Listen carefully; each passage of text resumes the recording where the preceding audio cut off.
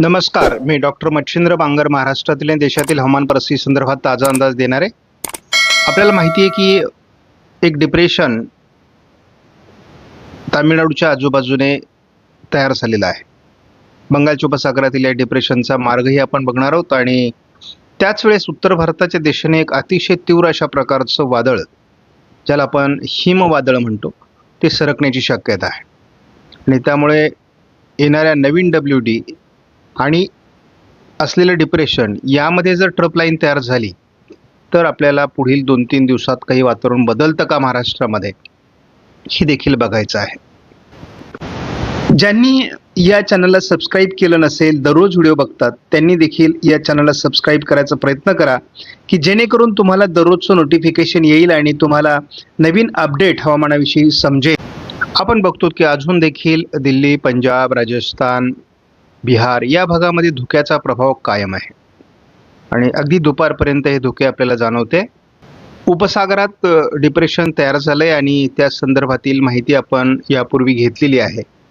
तर या डिप्रेशनचा भारतीय भूभागावर कुठे परिणाम होईल हे आपण बघणं आवश्यक आहे. डिप्रेशननी श्रीलंकेला वळसा घालून ते तामिळनाडूला आज पोहोचेल असा अंदाज आहे. तामिळनाडू आणि केरळमध्ये याचा मोठा प्रभाव होणार आहे. तर महाराष्ट्रात त्याचा काही परिणाम होईल का यावर आपण लक्ष देणार आहोत. प्राथमिक अंदाजानुसार महाराष्ट्रात तसं डिप्रेशन म्हणून काही परिणाम होणार नाही, परंतु थोडं ढगाळ वातावरण, हलका पाऊस असं काही होऊ शकतं का हे आपण बघणार. या ठिकाणी आपण बघतो श्रीलंकेच्या उत्तरेला मोठं पावसाळी क्षेत्र, अतिवृष्टी या ठिकाणी झालेली आहे आणि या ठिकाणी अगदी पूर परिस्थिती देखील निर्माण झालेली आहे या डिप्रेशनमुळे. दिल्लीसहित उत्तर भारतातील धुक्याचा प्रभाव अद्याप संपलेला नाही. बंगालच्या उपसागरात तयार झालेल्या डिप्रेशनचा आता भारतीय हवामानावर परिणाम होऊ लागला आहे. त्यामुळे वादळी परिस्थिती तामिळनाडूमध्ये तयार होण्याची शक्यता आहे.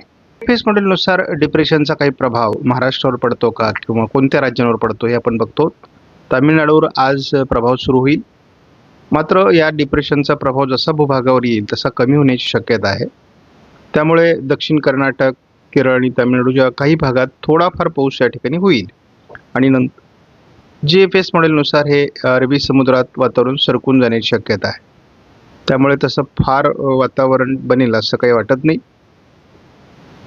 आता 19 तारखेला थोडं वातावरण मध्य भारतावर दाखवलं जाऊ लागलं आहे, परंतु एवढा पुढच्या अंदाजासंदर्भात लगेचच आपल्याला काही बोलणं बरोबर नाही होणार.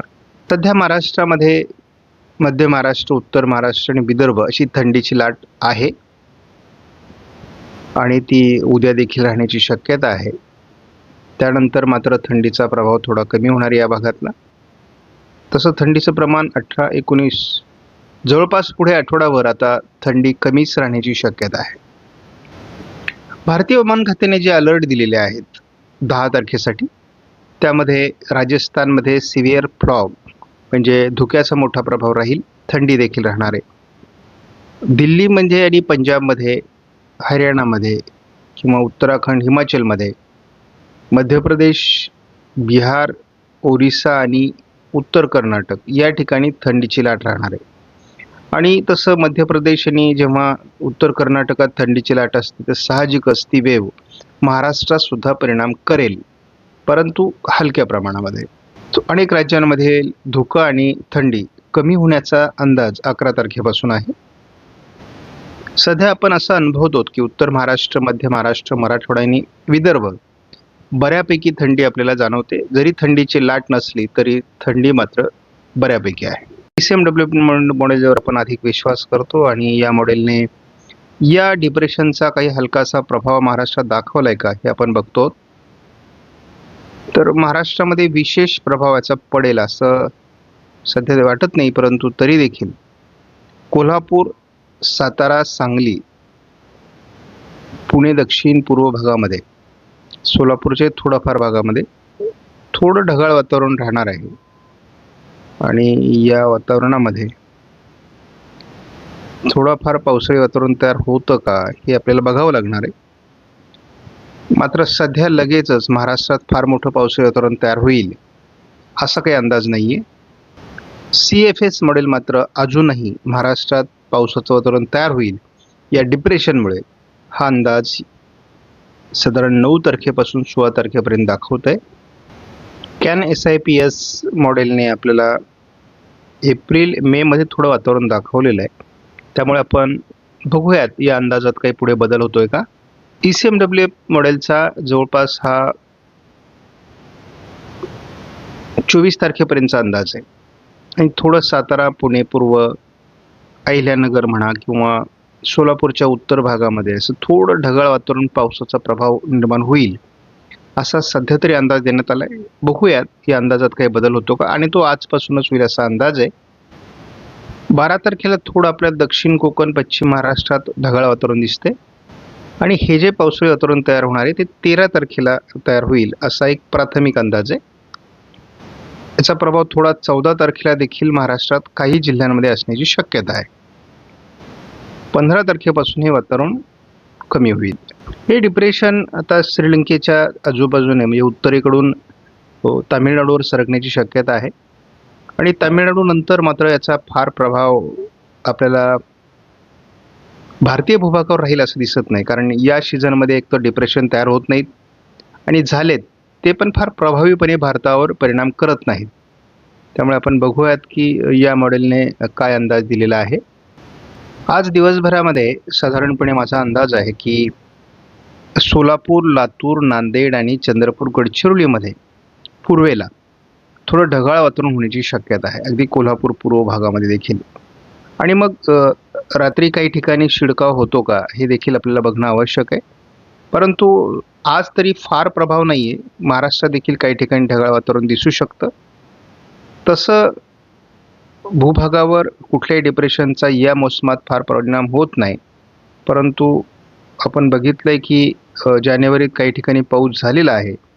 त्यामुळे अंदाज सांगता येत नाही. 11 तारखेला थोडं कोल्हापूर पूर्व भागात वातावरण दाखवलं जात आहे. सोलापूरमध्ये थोडं परिणाम होण्याची शक्यता आहे.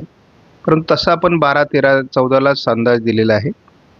त्यामुळे आपण बघतो की 12 तारखेला मात्र कोल्हापूर, सांगली, सोलापूर, बार्शी, बीड, अहिल्यानगर, पुणे, सातारा भागामध्ये या डिप्रेशनच्या मुळे खूप ढगाळ वातावरण तयार होणार आहे. काही ठिकाणी पाऊस देखील होण्याची शक्यता आहे. पुणे पूर्व, सातारा पूर्व, अहिल्यानगर, बीड या भागात आपण यापूर्वी अंदाज दिलेला आहे. मात्र या मॉडेलने 13 तारखेला हा प्रभाव कमी होईल असं सांगितलेलं होतं.